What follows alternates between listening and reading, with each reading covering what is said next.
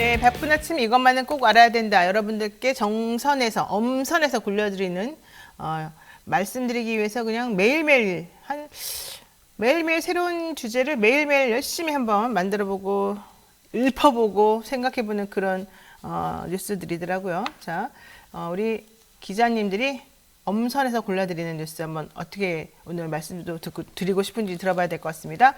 듣기만 해도 이해가 쏙쏙 되는 뉴스픽 시간입니다. 오늘은 이진하 뉴스바토 기자 함께하겠습니다. 안녕하십니까? 네, 안녕하세요. 첫 번째 소식 들어볼까요? 네, 윤석열 대통령과 기시다 총리가 G7 마지막 일정으로 함께 히로시마에 방문해 원폭 피해자 위령비를 참배했습니다. 한국 대통령으로는 처음 위령비를 방문했는데요. 여야의 반응은 극명하게 좀 엇갈렸습니다. 일단 먼저 여당은 이제 윤 대통령의 방문에 대해 외로움과 고통에 대한 작은 어루만짐이라고 해석하면서 단 한 번도 한국인 원폭 피해자 위령비를 참배한 적이 없기 때문에 일본 총리도 함께 참배한 전례가 없어서 그 부분에 좀 더 중점을 뒀고요. 두 정상이 함께 참배했다는 것 자체로 이제 대한민국의 식민지 역사에 대한 반성의 모습을 일본이 보여줬다라는 식으로 이제 해석을 했습니다. 반면에 민주당은 이제 일제 강제 동원에 대한 사과와 보상은 외면하면서 기시다 총리가 한국인 원폭 피해자를 추모한다는 것은 앞뒤가 맞지 않는다라면서 비판의 목소리를 냈습니다. 사실 이제 이게 좀 상징적인 의미는 있어요. 단 한 번도 한국인 원폭 피해자 위령비에 참배한 전력이 우리가 없고 일본 총리도 마찬가지였는데 이번에 일본과 관계를 개선한다는 의미에서 이 대한민국 대통령과 일본 총리가 같이 공동으로 이 위령비에 참배를 하러 갔다. 자, 이것은 무엇을 뜻하는 것이냐? 일본이 대한민국 식민지 역사에 대해 반성적인 모습을 행동으로 보인 것이다. 그래서 의미 있고 상식적인 사례다라고 얘기한다지만 이게 좀 다르지 않습니까? 일본은 원폭 피해자입니까? 아니면 이 원폭을 투하받게 만드는 가해자입니까? 일단은 아무래도 전쟁을 일으켰기 때문에 가해자가 아닐까라는 그렇죠. 생각을 전범국가잖아요. 그러니까 있습니다. 우리나라 사람들이 일본에 잡혀가가지고 거기서 노동력을 제공해야 되는 그 강요된 상황에서 우리가 이렇게 피해보고 이런 끔찍한 사고를 당하게 되고 일본 때문에 사실은 우리가 이제 그렇게 목숨까지 잃게 된 건데 그러면은 그들은 같이 야 너랑 나랑 똑같은 피해자니까 너랑 나랑 똑같이 이거 원폭 맞았으니까 우리는 같은 사람들이야. 이게 아니죠. 우리의 잘못으로 이런 일이 벌어졌으니 너네들한테 특히 미안하다.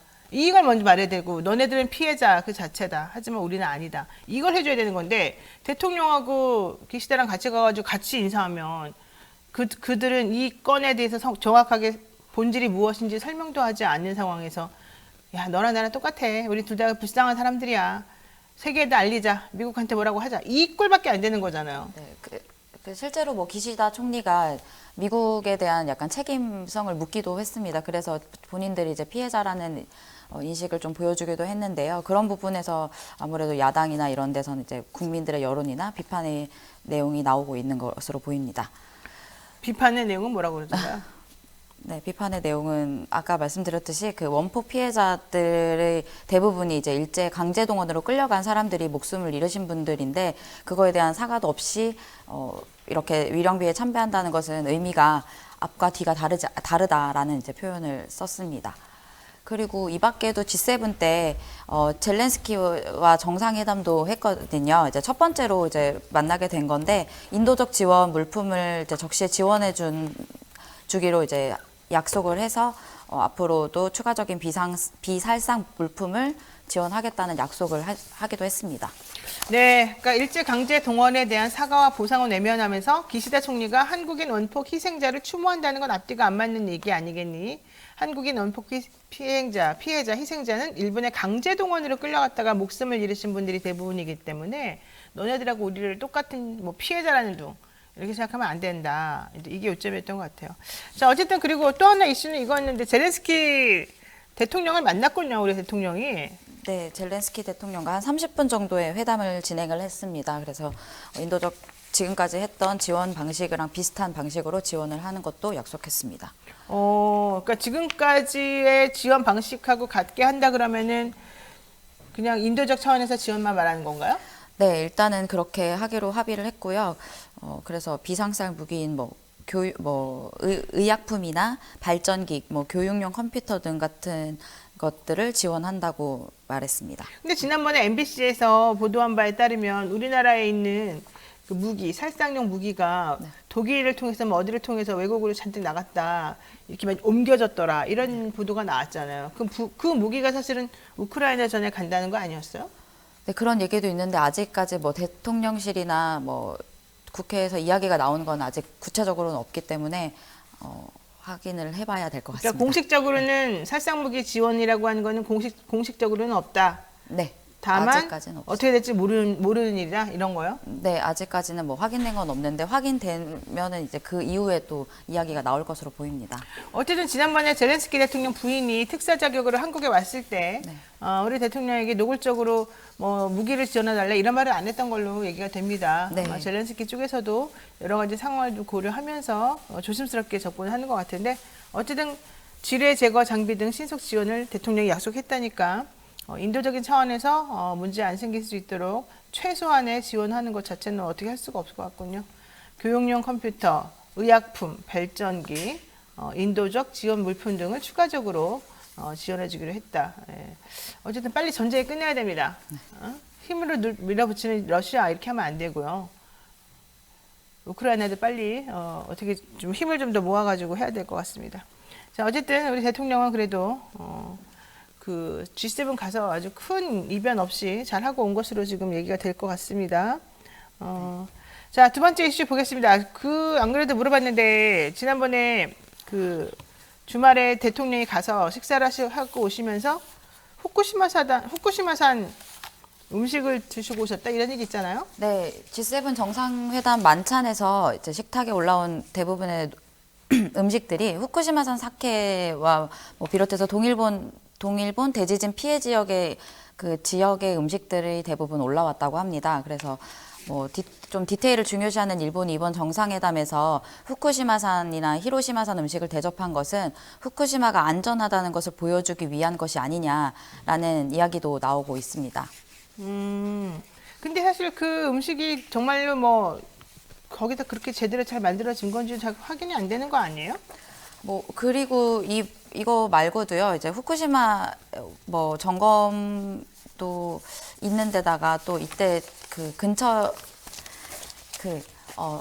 정상회담이 열린 그 장소에서 후쿠시마산 물품이나 농수산물 같은 거를 홍보하는 곳도 만들어졌거든요. 그래서 거기를 또 정상들과 함께 방문하기도 했습니다. 그래서 아무래도 오염수 방출을 위한 포석이라는 얘기가 계속해서 나오는 이유가 이런 것 때문으로 보입니다. 어쨌든 중요한 거는 오염수를 확인하는 게 아니라 검증이다 이런 얘기고 또 음식을 사실 오늘 먹었다고 해서 내일 당장 배가 아프고 내일 당장 죽는 건 아니잖아요. 그렇죠. 그러니까 이게 정확하게 제대로 된 검증인지 아닌지 정확히 좀 구분을 못할 것 같습니다만. 자, 이번 G7에서 정상들은 IAEA 후쿠시마 오염수 독립적 검증을 지지한다 이렇게 밝혀가지고 오히려 국제적으로 좀 원성을 사고 있는 것 같아요. 지금 G7 정상들을 데려다가 이 후쿠시마산 음식이나 이런 것들에 대해서 홍보를 지금 해주고 있다 이런 얘기 나오지 않습니까? 네, 지금 G7 이번에 그 정상들이 이번 공동성명에서 IAEA의 후쿠시마 오염수 독립적 검증을 지지한다고 밝혔습니다. 그리고 또 여기서 한국이 또 참여하고 있으며 한국원자력안전기술원이 오염수 샘플을 분석하고 있기 때문에 이런 부분에서 국제사회와 우리 정부가 오염수 방류를 용인하는 일은 없어야 되지만 이제 그런 것들에 대해서 이제 G7에서 공동성명으로 이제 그 지지한다고 밝힌 것 자체가 조금 좀 홍보성이 있는 것으로 보인다는 의견도 있고요. 또 적어놨네요. 네. 자, 어쨌든 주말 동안 우리 G7 정상회담에 참석했던 우리 대통령 돌아와서 어떠한 식으로 우리 대통령이 국민에게 이야기를 해줄지 한번 잘 들어봐야 될 것 같습니다. 얻은 건 무엇이고 이번에 또 잃어버린 건 무엇인지 향후 이런 방향은 또 어떤 식으로 진행이 되고 전개가 될 것인지 살펴봐야 될 것 같습니다. 네, 오늘은 여기까지 우리 이진아 기자하고는 인사를 나눠야 되겠습니다. 고맙습니다. 감사합니다. 아침 오늘 꼭 알아야 될 뉴스들만 엄선해서 대신 정리해드리는 뉴스픽 시간입니다. 듣기만 해도 이해가 쏙쏙 되는 뉴스픽. 우리 뉴스마토의 또 시그니처 한동인 기자가 준비했습니다. 어서 오십시오. 안녕하세요. 네, 자 오늘 결국 김남국 의원의 이 코인 상황이 가상자산 전수 조사로까지 정리가 되고 이것을 아예 법제화시키겠다. 네. 아주 고무적인 현상입니다. 네, 어제 국회 정개특위에서 이제 국회의원 당선인의 재산에 가상자산도 명시하도록 하는 내용의 국회법 개정안이 여야 만장일치로 의결이 됐습니다. 일단 현행법, 지금으로서는 지금 국회법에 사적 이해관계 등록 대상에 코인과 같은 가상자산이 포함되어 있지 않은데 이 부분을 포함을 해서 이해충돌을 방지하자. 이것이 일단은 핵심이고 일단 주목할 만한 부분은 특례 조항인데 21대 현역 국회의원들의 가상자산 보유 현황 그리고 변동 내역을 내달 말까지 윤리심사 자문위에 등록하도록 했습니다. 그래서 이게 법안이 오는 25일 본회의를 통과하게 되면 사실상 가상자산 전수조사로 된 셈이다. 이렇게 얘기가 나오고 있습니다. 너무 다행입니다. 사실은 지난번에 정무위원회에서 국회의원들 가상자산 전수조사 해야 됩니다. 어쩌고저쩌고 이제 했던 게 있는데 그때 아무런 뭐 강력한 그런 조치가 없었기 때문에 하나마나 그냥 공연불이다 이랬거든요. 네. 그런데 결국 정개특위에서 국회의원 당선인의 재산에 대한 이 가상자산 명시 조항을 집어넣군요. 네, 그래서 일단 현재 21대 의원들은 오늘 5월 30일까지 일단 현황을 보고 신고를 해야 되고 윤리심사자문위는 이것을 바탕으로 오는 7월 31일까지 해당 의원과 소속 교섭단체 원내대표에게 이해충돌 여지가 있는지 확인해서 알려줘야 될 의무가 있는데 이게 일단은 자진신고 형식이기 때문에 이 부분이 좀 고려가 되고 있습니다.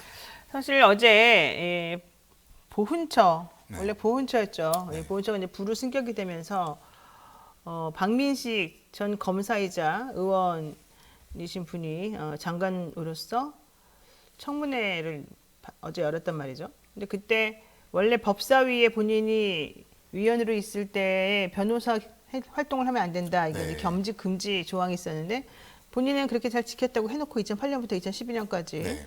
알고 봤더니 본인 개인 이름이 아닌 법인 소속에 있는 변호사인 것을 해가지고 사건을 수임했고 네.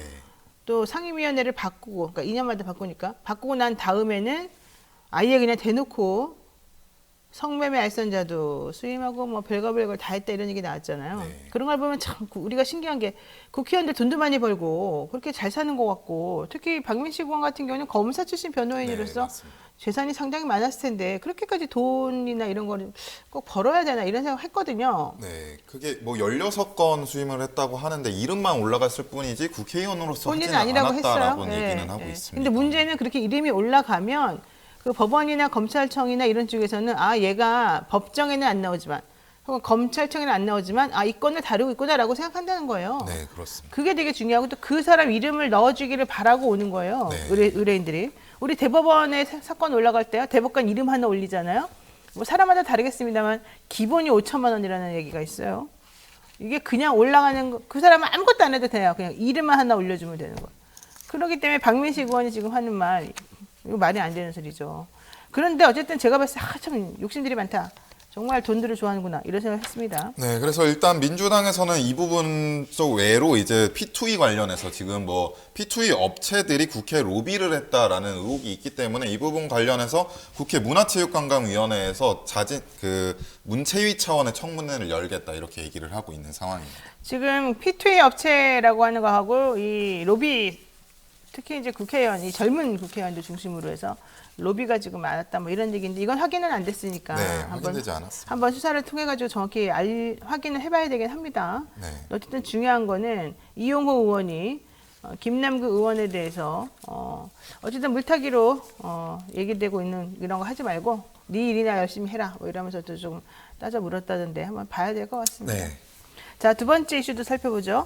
네, 윤석열 대통령이 취임한 지난해 5월 이후에 용산경찰서 정보관들이 이제 지역 정보는 필요 없다. 집회 관리에 매진해라라는 지시를 받았다는 증언이 어제 나왔습니다. 그러니까 결국에는 이태원 참사 발생 당시 현장에 지역에 있는 정보관들이 배치가 됐어야 되는데 집회 관리 때문에 배치가 되지 않았고 이로 인해 참사가 더 커진 것 아니냐 이런 지적이 나오고 있는 상황입니다. 그러니까 그때 당시에 대통령실에서 신경 썼던 거는 대통령실을 중심으로 해서 퇴진운동하고 뭐 프랜카드 붙이고 집회하고 시위하고 이런 사람들 시끄럽게 하는 거 못하게 하는 거에만 집중이 돼 네. 있잖아요. 그러니까 원래 정보관들이 해야 될 그 이태원과 같은 그 지역의 정보관들이 해야 될 일을 사실은 할 수 없었다. 왜? 인력이 다 그쪽으로 빠져나갔기 네, 때문에. 그렇습니다. 그리고 더 중요한 거는 원래 대통령이 용산에 안 있었잖아요.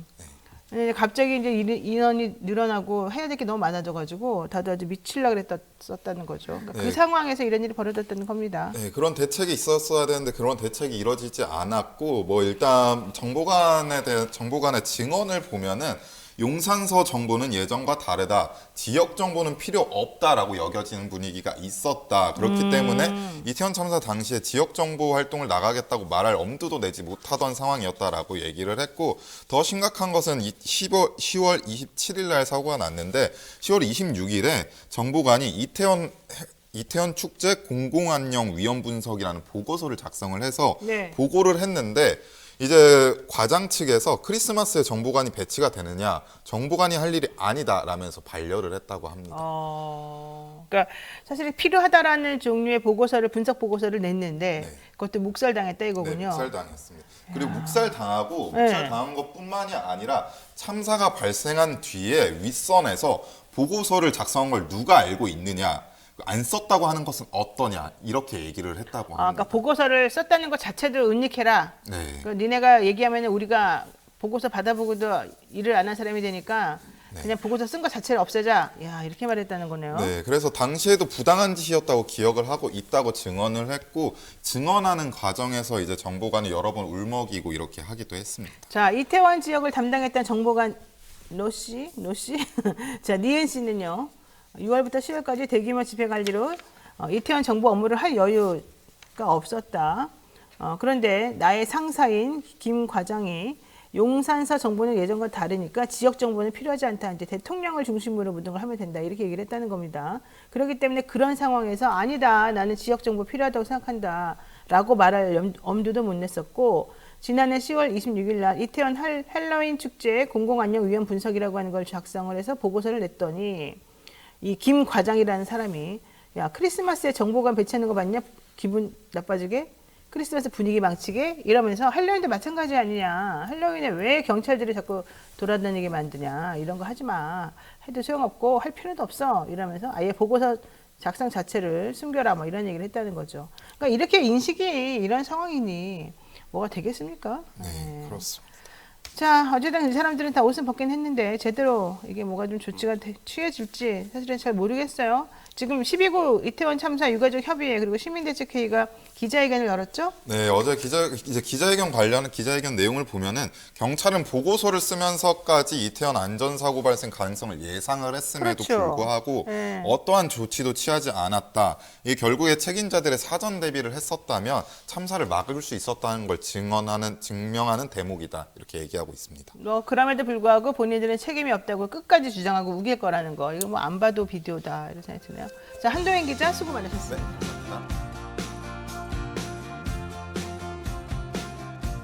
네, 바쁜 아침 이것만은 꼭 알아야 된다. 여러분들께 엄선해서 알려드리는 그런 뉴스 정리 시간입니다. 듣기만 해도 이해가 쏙쏙 되는 뉴스픽 시간. 오늘은 이진하 뉴스토마토 기자와 함께하겠습니다. 안녕하세요. 네, 안녕하세요. 네, 문자 폭탄을 보낸 강성 당원들에 대해서 제명했다는 얘기가 민주당에서 들려오는데 이 얘기 한번 들어보겠습니다. 네, 돈봉투 사태부터 김남국 의원의 코인 사태까지 도덕성 위기를 맞은 더불어민주당이 당 쇄신을 위한 시동을 걸었습니다. 당 소속 선출직 공직자와 주요 당직자에 대한 상시 감찰을 비롯해서 비명계 의원에게 문자 폭탄을 보낸 강성 당원을 처음으로 제명했습니다. 네, 그랬군요. 그러니까 얼마나 문자 폭탄을 심하게 보냈으면 이렇게 당원을 제명하는 사태가 벌어졌는지 상당히 궁금하기도 하고 그런데요. 제명된 당원은 누구죠? 어떤 일 때문에 이렇게 제명까지 당하게 된 거죠? 네, 제명된 당원은 전해숙 민주당 의원에게 지속적으로 심한 욕설 문자를 보내온 것으로 알려졌는데요. 당원은 이제 해당 당원은 당적을 박탈하고 최고수인 징계인 제명까지 결정하게 되었습니다. 이게 민주당 내에 윤리심판원이라고 있지 않습니까? 네. 그곳에서 아마 이렇게 결정을 내린 것으로 지금 보이는데 자, 이재명 대표 앞으로 이런 문제에 대해서 단호히 대처한다 이렇게 말하긴 했는데 결과적으로는 이 민주당 내의 비명계와 친명계 의원들 간의 갈등 이런 것들도 조금 반영이 되는 것 같아요. 네, 그런 얘기도 나왔었는데요. 어제 김종민 의원이 이제 그 라디오에 출연해서 뭐 그냥 이제 강성 지지자를 너무 결별하지 않으면 그냥 가라앉는다, 늪에 빠지는 것이다. 생각이 좀 다르다고 집단으로 공격하고 폭력을 하는데 일반 국민들이 내 주권을 맡기겠나. 내 생각이 저기 가면 존중받지 못할 텐데 어떻게 표를 보낼 수 있겠냐 이러면서 좀 단호하게 대처해야 된다라는 이야기를 했습니다. 그러니까는 일반 국민들이나 혹은 일반 당원들은 잘 모르겠지만 그 강성 당원으로 분류되는 분들이 뭐 비명계 의원들에게 문자폭탄을 많이 보내면서 아마 상당히 공격적인 행동을 많이 하나 보네요. 네, 그런 걸로 보입니다. 그래서 당 네. 분열이나 이제 허위, 거짓말, 선동, 욕설 이런 것들은 좀 자제하기를 이제 바란다면서 민주당 의원 내에서도 얘기가 나오고 있는데요. 자, 그렇다면 여기서 이제 또 핵심 역할을 해줄 분이 이낙연 전 대표 아니겠어요? 이낙연 전 대표가 이제 앞으로 어떻게 한다는 얘기입니까? 네, 이낙연 전 대표는 이제 그 미국에서 체류 중인데요. 이제 다음 달 하순에 귀국을 예고했습니다. 그러면서 이제 기존 주요 정당이 과감한 혁신을 하고 알을 깨어야만 할 때라면서 제가 할 수 있는 역할이 어디까지인지 모르겠지만 할 수 있는 것은 하겠다는 게 제 결심이다. 이렇게 밝히면서 이제 귀국 후 정치 행보를 이어갈 것으로 보입니다. 이 얘기는 좀 해석이 필요한 것 같긴 한데 결론적으로 총선에 뭔가 조금 영향력을 행사하겠다 이렇게 생각해 볼 수도 있을 것 같아요. 네, 그런 이제 해석도 있었는데 이낙연 전 대표는 총선에서 일단은 제가 무엇을 할 것인가는 아직 정하진 않았다. 그러면서 이제 아직까지 혼자서 생각할 이야기는 아니니 이제 와서 한국에 와서 좀 더 이제 민주당 당원들과 이야기 후에 네, 정확한 행보를 이제 결정하고 할 것으로 보입니다. 일단 뭐 딱 잘라서 아니다 기다 이렇게 안 말하고 당원들의 의사를 좀 존중한다 이런 말을 하는 걸 보니까 본격적으로 또 좀 시동을 거는 듯한 느낌이 좀 들긴 합니다. 자, 또 두 번째 이슈도 있죠. 김재원 이 국민의힘당의 저는 아직 현재도 지금 수석 최고위원인 것 같은데 네. 예, 어떻게 하겠다는 겁니까? 그동안 이제 자맹을 하다가 이제 자맹을 깨고 이제 김재원 의원이 라디오에 출연하면서 이제 정치 행보를 다시 시작했는데요. 각종 설화로 당원권 정지 1년의 중징계를 받은 김재원 국민의힘 최고위원이 총선을 앞두고 최다 득표 최고위원으로서 많은 역할을 할 것이 있다라면서 이제 활발한 정치 활동을 예고했습니다. 그러니까는 본인이 징계받은 거는 좀 무시하는 듯한 발언인 것 같은데 다른 방식으로 정치적 활력을 찾겠다. 이게 무슨 뜻이에요?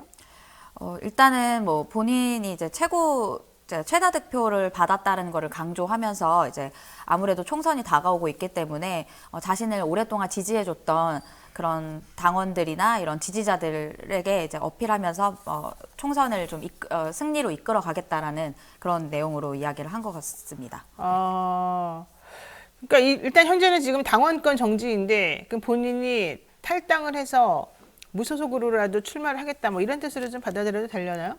그거에 대해서는 정확히 말씀을 하진 않았습니다. 그래서 일단은 무소속 출마 가능성이 있느냐라고 이제 이야기를 어제 라디오 진행자가 그렇게 물어봤는데요. 네. 김재원 최고위원은 그동안 무려 5번이나 공천이 탈락했지만 단 한 번도 무소속으로 출마한 적은 없다. 이렇게 말하면서도 기회가 되면 출마하겠다. 내일 일은 어떻게 알 수 없지 않느냐 이런 식으로 이제 발언을 해서 무소속으로 출마 가능성도 어느 정도 이제 내비친 것으로 보입니다. 야, 그동안 5번이나 공천을 탈락했다는 거.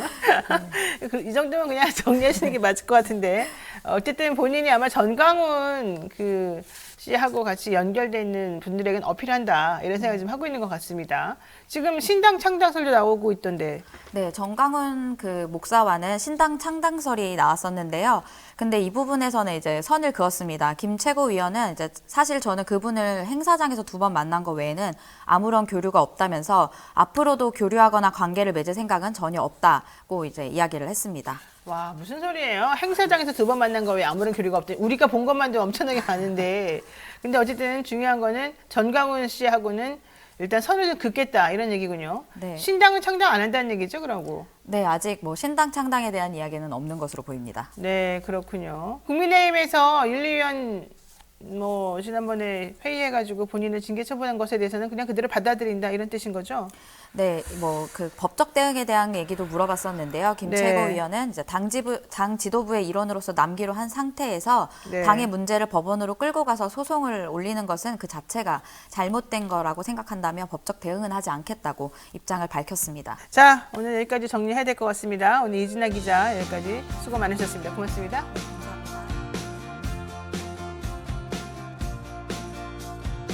네, 바쁜 아침 이것만은 꼭 알아야 된다. 여러분들께 엄선해서 알려드리는 뉴스 픽 시간이죠. 듣기만 해도 이해가 쏙쏙 되는 그런 시간입니다. 오늘도 한동인 뉴스마터 기자와 함께하겠습니다. 어서 오십시오. 안녕하세요. 자, 첫 번째 이슈부터 보겠습니다. 지금 야간 집회를 금지하겠다. 게다가 한 번이라도 불법적인 집회를 했던 이력이 있는 사람이 신청한 집회는 반려할 수 있다. 게다가 경찰이 공권력을 강화해도 면책시켜주겠다. 뭐 이게 지금 진짜 한 50년대 전에 있었던 일인 것 같은데 이거 좀 얘기 좀 해주시죠. 네, 이제 윤석열 대통령이 건폭이라는 단어까지 사용하면서 뭐 노조 때리기에 나서고 있었는데 결국에는 정부와 여당이 이 부분 관련해서 불법 집회 시위 전력이 있는 단체에 집회 시위를 신고 단계에서부터 제한하고 출퇴근 시간대 주요 도심의 도로상 집회도 제재하겠다라는 방침을 세웠습니다. 그래서 집회 신고 단계에서부터 철저하게 대응을 하겠다. 집회 이제 불법 전력이 있는 단체가 이번 집회, 그러니까 건설노조의 1박 2일 집회 같은 것처럼 타인의 법익이나 공공안전질서 위협을 끼칠 것이 명백한 집회 시위에 한해서만 집회 시위를 제한하겠다 이런 입장을 보이고 있습니다. 근데 그런 거는 사실은 판단하기 나름이고 기준이라고 하는 게 아주 정확하게 나와 있지가 않아서 명백한지 아닌지는 뭐 허락해주는 사람들이 알아서 하겠다 이런 뜻으로 들리고요. 특히 집회는 신고 대상이지 허가 대상이 아니지 않습니까? 네, 헌법에도 위배되는 부분도 네. 있고 이런 부분들이 있는데 뭐 일단 먼저 말씀드리고 싶은 건 한동훈 법무부 장관이 어제 발언한 걸 보면은 지난 대선에서 국민들께서 불법 집회를 정치적으로 이용하고 방치하는 정부와 불법 집회를 단호히 막고 책임을 묻는 정부 중에서 후자를 선택했다. 이런 주장까지 내놓기도 했습니다. 아니 그거는 말 그대로 불법 집회인 경우에 그러는 건 당연한 거겠죠. 근데 뭐가 불법인지가 지금 서로 합의가 안 돼 있는 것이고 그 뭐가 불법인지에 대해서 자의적으로 국가가 판단하겠다 이런 뜻이기 때문에 더 문제가 되는 거 아닙니까? 네, 그렇습니다. 일단 헌법을 보더라도 헌법 21조 1항을 보면은 모든 국민은 언론 출판의 자유와 집회 결사의 자유를 가진다고 명시가 돼 있고요. 바로 이어서 2항을 보면 언론 출판에 대한 허가나 검열 그리고 집회 결사에 대한 허가는 인정되지 아니한다 이렇게 명시가 돼 있습니다. 허가가 되는 게 아니라 이제 지금 신고제를 하고 있는 이유도 네. 이런 이유인데 지금 정부가 지금 이런 부분들을 무시하고 하는 것이다 이런 지적이 나오고 있습니다. 아니 사실은 이제 지금 윤재호 국민의힘 원내대표도 무슨 뭐 집회 신고 단계부터 철저히 대응한다. 도대체 이게 국회의원이 할 수 있는 말인지를 저는 솔직히 좀 납득이 안 가는 부분이고요. 그냥 민노총 때려잡겠다. 그다음에 정부에 반대하는 그런 집회는 못하게 막겠다. 솔직히 이렇게 들리거든요. 기자들은 그렇게 안 들어요? 우리만 그렇게 들어요? 저희도 그렇게 듣고 있어서 이런 기사가 현재 이렇게 나오고 있는 상황이기도 하고요. 네. 그리고 지금 뭐 경찰 얘기를 들어보면은 지금 이제 시위 이제 물대포 사용을 안 하고 그리고 이제 시위에 대해서 과도한 공권력을 사용하지 않고 있었는데 지금 결국에는 윤석열 정부가 공권력을 강화하겠다라는 방침을 밝히면서 오히려 이렇게 되면은 폭력 시위 양상을 띨 수 있다. 경찰과 더 맞부딪히면서 이런 상태가 더 실현될 수 있다라는 우려가 나오고 있습니다. 아니 그리고 나는 물대포 얘기도 왜 이렇게 조용한지 모르겠는데 백남기 농민이 사실은 이 물대포에 맞아가지고 그렇게 끔찍하게 비극적인 운명을 맞이하게 됐는데 여기에 대해서 국가 차원에서 반성하는 의미에서 이거 함부로 사용하지 못하게 하겠다는 게 지난 정부 입장이었잖아요. 그랬는데 이번 정부에서는 물대포를 당연히 다시 써야 된다. 왜 그런 거예요? 우리 지난번에 집회하고 그럴 때 엄청난 불법적인 뭔가가 있었어요? 그렇지 않습니다. 그렇지 않죠. 근데 지금 뭐 물대포 쏘겠다, 뭐 1박 2일 집회하는 거 못하게 하겠다, 니네들 너무 이상한 행동하고 있다. 예전에 이런 식으로 했던 사람들은 아무것도 못하게 앞으로 하겠다. 이런 지금 엄포를 국가가 논다는 게 나는 상식적으로 정말 납득이 안 가는데 대한민국이 무슨 북한도 아니고 남한 이게 이해가 돼요? 나는 솔직히 말해서. 전혀 이해되지 않는 부분이고 네. 뭐 대법원 판례나 이런 부분들을 지금 싸그리 무시하고 있는 것 같은 상황인데 대법원에서 2012년에 신고는 이제 집회에 대한 신고는 행정관청에서 집회에 관한 구체적인 정보를 제공함으로써 공공질서의 유지에 협력하도록 하는데 의의가 있는 것이지 집회 허가를 구하는 신청으로 변질돼서는 안 된다 이런 판단을 내놓기도 했었습니다. 그러니까요. 나는 그래서 아무리 봐도 이해가 안 간다는 지금 입장인 거, 제 생각은 근데 그런데요. 민주당에서는 아니, 자 보세요. 이제 헌법재판소에서 2009년도에 이 주안과 관련해 가지고 헌법 불합치 결정을 내렸어요. 그리고 14년 동안 아무것도 이게 입법 활동이 이루어지지 않은 건 맞아요. 근데 그때 당시에 헌재에서 그렇게 결정을 내린 거는 해 뜨기 전이냐, 해 뜬 후냐 뭐 이런 식으로 너무 정확하지 않은 용어로 규정해 놓고서 자의적으로 해석할 수 있도록 이런 집회의 자유를 막을 수 있도록 해놓은 것이 문제다. 이건 헌법과 안 맞는다. 이래서 이걸 고치라는 거였잖아요. 그러면 고치든지 저는 네. 그래서 뭐 자정부터 6시까지 못하게 한다. 이거는 저는 납득이 어느 정도 간다고 봐요. 왜냐하면 사람들이 잠을 또 자야 되고 다른 사람들이 평안하게 행복할 권리를 추구할 수도 있으니까. 근데 문제는 그렇게 하는 것이라고 하면서 전력이 있는 사람은 아예 신고도 못하게 하고 집회도 못하게 하겠다. 공권력은 강화시키겠다. 이렇게 나간다면 그거는 본질하고는 전혀 다른 부분인 거잖아요. 왜 여기에 대해서 민주당에서는 어떻게 하기로 했습니까?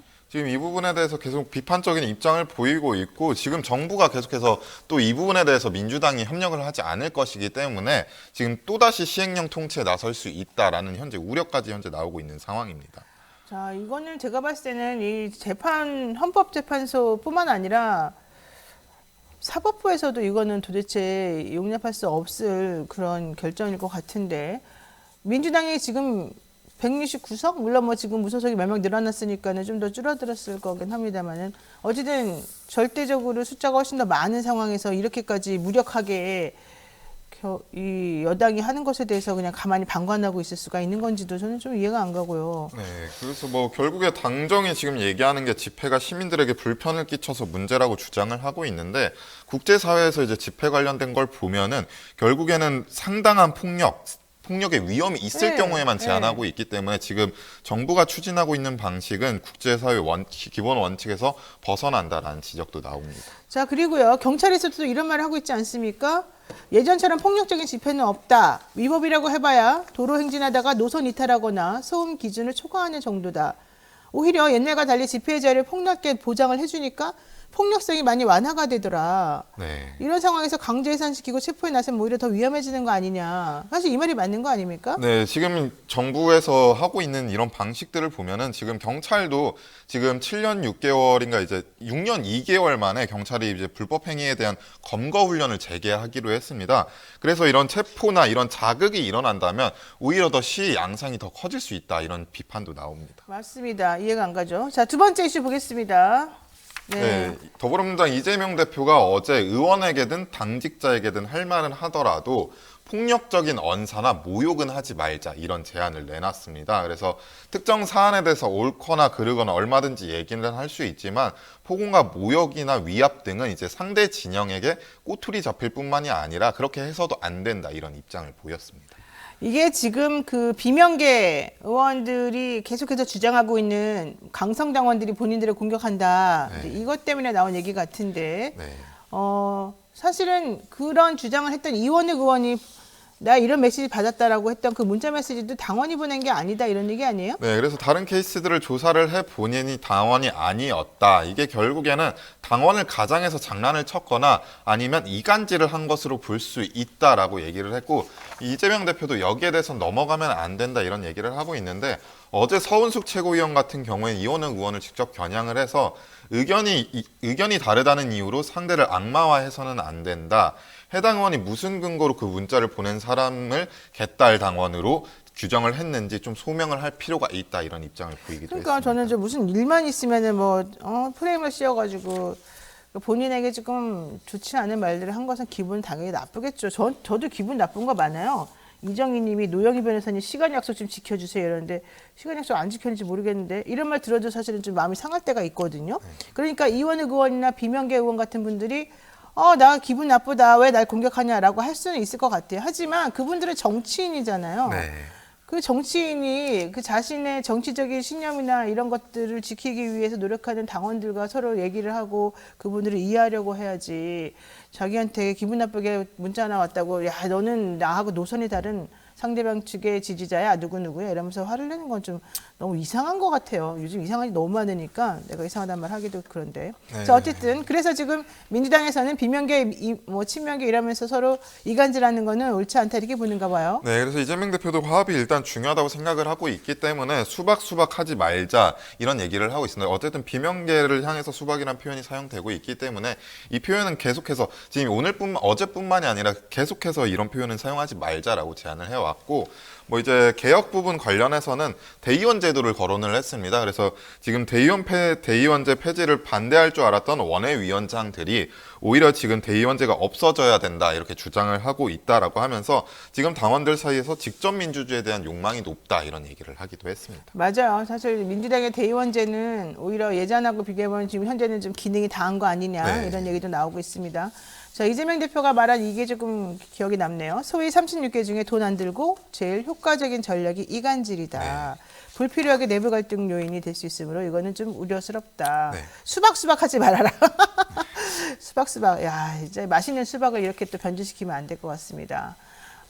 자, 민주당 지금 요즘에 좀 시끌시끌한 것 같은데 이게 사실 바깥에서 들어오는 공격으로 인해서 내부 이간질, 내부 총질 이런 것이 연결돼 가지고 더 좀 상황을 복잡하게 만드는 것 같습니다. 자, 한동희 기자 수고 많으셨습니다. 네, 고맙습니다. 감사합니다. 네, 바쁜 아침 이것만은 꼭 알아야 된다. 여러분들께 엄선해서 전해드리는 뉴스픽 시간입니다. 이진한 뉴스토마토 기자와 함께하겠습니다. 어서 오십시오. 네, 안녕하세요. 네. 자, 1번 우길기 달고 부산항에 입항하겠다. 이번 31일에 우리나라가 제주도 해상에서 하는 해양 차단 훈련에 그런 얘기가 지금 들리는 거죠? 네, 이번 달 31일에 미국과 호주, 일본 등 6개 나라가 참여하는 이 훈련에서요. 대량 살상 무기의 확산을 막기 위해 의심 가는 선박을 막고 배를 수색하는 훈련을 진행합니다. 이를 위해 일본 자위대 함정도 부산항에 들어오는데요. 일본 제국주의 침략의 상징인 우길기를 달고 올 예정이라고 합니다. 네. 사실 이제 우길기라고 하는 것은 뭐 전범국의 상징으로서 우리로서는 절대 받아들일 수가 없는 그런 건데도 불구하고 이명박 정부 때는 이걸 허용을 사실은 했었었고요. 네, 사실 이명박 정부 때도 이제 일본 함정이 우길기를 달고 방한을 한 적이 있었습니다. 이제 그때는 이제 관함식에 참석하면서 일본 언론에서는 이를 이제 대일 관계 이를 두고서 이제 별 다른 그런 문제가 비판이나 없다는 얘기. 문제가 없다라는 식으로 이제 이야기를 했습니다. 네, 우리 국방부에서는 이게 국제 관례다. 뭐가 문제냐 이제 이런 입장인데요. 되게 웃기는 게 지난 문재인 정부 때는 자제해달라고 요청을 해서 일본에서 항의의 표시로 안 들어오고 그냥 바깥에 그 함정이 서 있기도 했었거든요. 네. 근데 만약에 관례라고 한다면 문재인 정부 때는 관례가 아니었고 윤석열 정부 때는 관례가 되고 뭐 이렇다는 얘기인데 좀 상식적으로 납득이 안 갑니다. 네, 문재인 정부 때는 2018년이었죠. 그때 제주 국제 관함식 때 일본 자위대가 자국 내 법령에 따라 우길기를 개항한 채로 참석하려고 했었습니다. 그러나 우리 정부가 일본을 포함해 초청받은 15개의 국가에게 공문을 보내서 함정에 태극기나 아니면 자국기만 달 것을 이제 요청했습니다. 그렇죠. 네, 이때 뭐 사실상 일본의 자위대를 겨냥해서 이제 말을 했다라는 이제 얘기가 있습니다. 사실 그렇죠. 그 기라고 하는 것이 가지는 상징적인 의미가 있기 때문에 방문하는 국가 또 그다음에 자국 딱 두 개만 사실 있으면 되는 거지 않습니까? 근데 굳이 이 우리가 이해할 수 없는 이 우길기를 개항하면서 우리의 감정을 자극하고 우리를 업신여기는 행동을 보이고 이건 매우 부적절한 것 같은데 어쨌든 그 당시 2018년도 당시에는 일본에서 이 우길기를 전범기로 인식하는 이 한국인들의 감정 이해할 수 없다 이러면서 반발하고 관함식 참석을 취소하고 이러기도 했었습니다. 자, 이번의 상황에 대해서 일본 언론은 어떻게 보고 있습니까?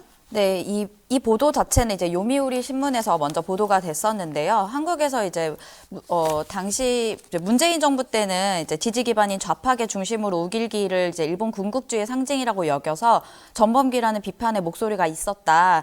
하지만 지금은 이제 대일 관계 복원을 추구하는 윤석열 정부에서는 정치세 그리고 대북 공조 등을 위해서 일본과 방위 협력의 필요성이 커진 현실에 영향을 미쳤다라고 이렇게 분석했습니다. 그렇군요. 자, 팩트 팩트 체크를 한번 해보겠습니다. 우길기라고 하는 것은 일본 파시즘의 상징인 우리가 사실 알고 있어요. 그렇지만 우길기는 전범기가 아니다. 뭐 이런 얘기도 들리지 않습니까? 네, 이제 팩트체크 미디어 이제 언론인 뉴스톱? 뉴스톱에서 얘기가 나온 건데요. 이제 뭐 우길기는 전범기라는 인식은 세계인의 공감하기가 좀 어렵다라고 이제 표현을 하면서 국제법에 이게 전범기라는 개념 자체가 아예 존재하지 않기 때문이라고 합니다. 그래도 그렇게 해석할 건 아닌 것 같아요. 저는 우리 김준일 기자의 의견은 제가 존중은 하겠습니다만은 우리는 피해 국가입니다. 전쟁. 일본은 전쟁을 일으킨 당사자 국가이고 전 세계적으로 그 당시에 그 행동이 잘못된 행동이라는 것을 본인들에게 일깨워줬기 때문에 자위대라고 하는 그런 그 평화헌법과 관련해서 그런 군대도 본인들이 못 만들게 만들고 이제 이런 거가 있었었잖아요. 근데 갑자기 슬금슬금 본인들이 예전에 했던 거는 다 잘못이 없는 것처럼 지워버리면서 이런 행태하는 거 옳지 않고 이런 와중에 전범기라고 우리가 생각하는 그것마저도 그 개념 자체를 부정한다? 이건 좀 아닌 것 같습니다. 자, 어쨌든 여기까지 정리를 하고요. 두 번째 이슈 살펴보겠습니다. 미국 언론이 결국에는 인정을 했군요. 우리도 인정을 했고요. 네, 사실상 이제 우리나라에서는 인정을 아직 하진 않았는데요. 네. 왜요? 정부가 부정 안 했잖아요. 네, 일단은 말을 안 하고 있습니다. 네, 인정한 거예요, 그런 거는. 네.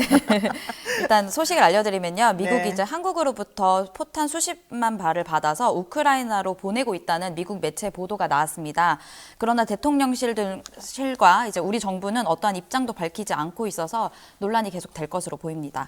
그러니까 지난번에 도청 사태를 통해서 우리가 이제 알게 됐습니다. 우리 정부가 그동안 우리 국민들에게 얘기해 왔던 것하고는 다르게 이 살상 무기를 우회 지원함으로 인해서 우크라이나에 보내려고 하고 있다. 그때도 뭐 대통령이나 정부 여당에서는 대통령실에서는 특별히 거기에 대해서 뭐 그렇다 가타부타 이런 말을 안 하더니만 결국 이번에 미국이 보도를 아예 해버렸군요. 포탄 수십만 발을 받아서 우크라이나로 보내고 있는데 이게 한국에서 온 것이다. 지난번에 MBC 보도도 있었잖아요. 네, MBC 보도도 있었죠. 근데 거기에 대해서는 이제 어제 24일이었죠. 국회 네. 운영위원회에서 조태용 국가안보실장을 향해서 이제 우크라이나 탄약 지원 계획이 있냐고 이제 물어봤거든요. 이제 그때 조 실장은 현재까지 우크라이나에 대해 인도적, 재정적 지원을 하고 있고 우크라이나가 불법 침략을 당했기 때문에 추후 전황을 보고 다른 상황을 고려해서 검토할 예정이다라면서 이제 여지는 남겨둔 상태였습니다. 자, 지난해 11월에는 정부가 155mm 포탄 약 10만 발을 미국에 수출했다고 인정을 했고 이후에도 계속해서 미국이 우리에게 같은 공급을 요청을 해왔는데 우리는 사실 그렇게 보내면 우리나라 안보가 문제된다 이런 얘기도 있었었는데 네. 결국은 신경 안 쓰고 보낸다 이런 얘기 같습니다. 지금 월스트리트 저널이 보도한 것처럼 미국으로 향하는 우리 정부의 포탄이 만약에 우리 군의 비축분이라고 한다면 우리는 어떻게 되는 거죠? 큰일 날 것 같은데. 네, 그 관련해서 어제 이제 김병주 의원도 이제 방송을 출연해서 이제 이야기를 했었는데요. 사실상 이제 무기가 지원된다고 가정하면 문제점은 우리 군 대비 태세의 허점과 빈 탄약 창고가 우려된다고 이제 지적했습니다. 그렇죠. 자, 포탄 제조업체 풍산 여기에서 지금 밝힌 바가 있습니다. 뭐냐? 국산 K9 자주포, K2 전차 수출 이런 것들하고 연계를 해서 이 155mm 포탄 약 40만 발 그리고 120mm 포탄 약 5만 발 등을 폴란드에 수출한다고 공시했고요. 지난번에 폴란드에서도 야 니네 우리 준다 그랬으니까 빨리 줘라 뭐 이런 얘기가 공식적으로 오기도 했었습니다. 보도가 되기도 했었었고. 네. 이렇게 되면 우크라이나에 우회 지원이 되면서 우리나라가 정말 이 전쟁에 참여하는 꼴이 될 텐데요. 러시아가 이걸 또 우리를 가만 놔두지는 않을 것 같은데 지금 전체적으로 분위기는 어떻습니까? 네, 러시아와의 관계 악화도 좀 우려되고 있기 때문에 이제 민주당이나 이제 김병주 의원을 비롯해서 30여 명이 민주당 법안을 그러니까 발의를 했습니다. 그래서 파병 시에 국회 동의를 얻어야 하는 것처럼 살상무기 지원도 이제 포탄이나 이런 것들을 이제 전쟁이나 분쟁지에 보낼 때 국회의 동의를 받도록 이제 발의를 한 상태고요. 6월 초에 법안 소위에서 상정할 예정이라고 합니다. 네, 알겠습니다. 이진아 기자 오늘 수고 많으셨습니다. 고맙습니다. 네, 감사합니다.